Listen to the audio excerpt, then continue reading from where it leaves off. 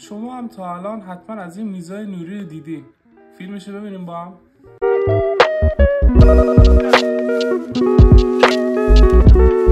همینجور که دیدی یه سری قطعات الکترونیکی توی میز استفاده شده که ما تو ایران دسترسی نداریم بهش و خیلی سخته که گیرش بیاریم، چون هزینه حمل و نقلش زیاده، گیر آوردنش سخته، اینکه جنس به دستمون از سایت خارجی برسه یا نه، و اینکه پروسه خیلی طولانی داره این ثبت سفارش تا اینکه به دستمون برسه.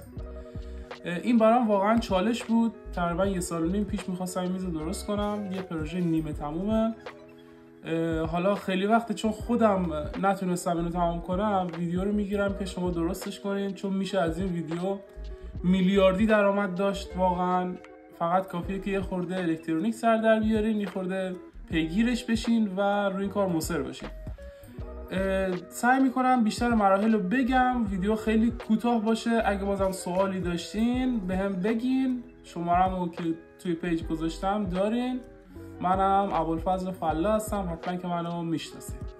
مهمترین قسمت کار این قطعه است. یه ماژول تاچ، اسمش هم TTP 223. تو اینترنت سرچ کنین، بیشتر سایت ها دارن اینو. این یه ماژول تاچ خازنیه، با تغییر مقاومت فعال میشه، ولی خب بعدش اینه که محدوده عمل کردش خیلی کمه، یعنی که نهایتا مثلا تا 7 میل 8 میل اونم شیشه میگیره. ولی خب ما قراره اینو بذاریم زیر چوب. اگه اینو بذاری زیر چوب، مثلا تو فکر کن زیر 1.5 ثانیه 1 سانت چوب اینو بخوای بذاری، این دیگه هیچ وقت عمل نمیکنه. این ماژول با برق 5 ولت کار میکنه. اگه بخواین آمپراژ بالاتر یا برقای بالاتر ازش بگیرین، حتما باید رله وصل کنین روش. و اینکه الان مهمترین کاری که من میخوام بهتون بگم راجع به افزایش برد این ماژوله. یعنی اگه برد این ماژول رو رنجش رو بتونین بیشتر کنین، راحت میتونین زیر چوب 1 سانتی 1.5 سانتی هم کار بکنین و درست کار بکنن. حالا من یه ماژولی که ارتقا دادم و میارم بهتون نشون میدم، میبینین که چجوری میشه. خب این ماژول چند مدل ورودی داره. حالا موقع سرچ کردنش متوجه میشین که این پایه‌های A و B واسه نوع رفتار ماژول هست بعد از اینکه اولین تاچ رو انجام دادیم. و این یه LED 5 ولته که وصل میشه بهش، خروجیش، ورودیش هم که میدیم. و مهمترین قسمت کار، بهتره که یه سیم مفتولی، سیم جنس مس، روکشدار و افشان نباشه، مفتولی باشه بهتره. از این پشت یه سوراخ داره این ماژول، ببین از اینجا رد میکنیم اون سمت و به پایه اول این پایه لحیم میکنه. این میشه آنتن جدید ما، یعنی میشه ارتقای این مدار چاپی که اینجا هست، این تاچی که اینجا نوشته، این یه مدار کوچیک داره زیر. شما با این حرکت داری ارتقاش میدی، حساسیت این خیلی بیشتر میشه. اینم که خروجیش میشه دیگه.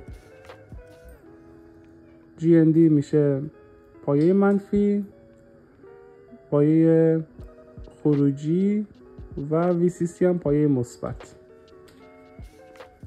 GND و VCC میشه ورودی ما، GND و این پایه وسط میشه خروجی ما که میره به LED هم حواستون باشه چون مثبت و منفی داره.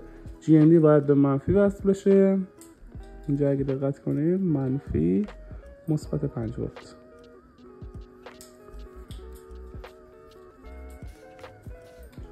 این مدل سیملاکی ها میتونین استفاده کنین.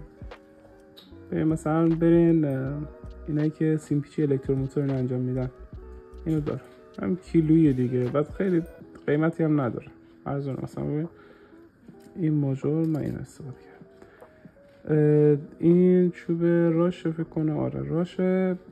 بعد اینجوری خیلی کر و کثیفه. ببین حتی اینم ول شدن از اینجا، ولی خب کار میکنه، مهم اینه.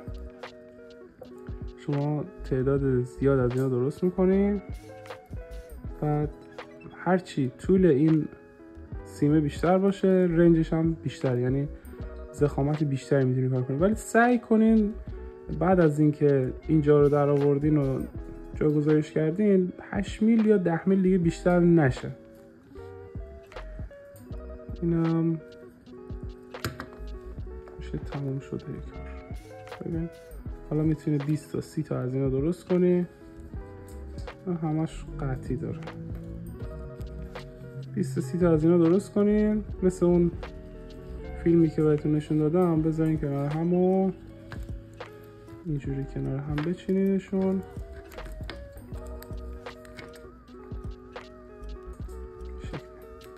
بعد استفاده کنید دیگه.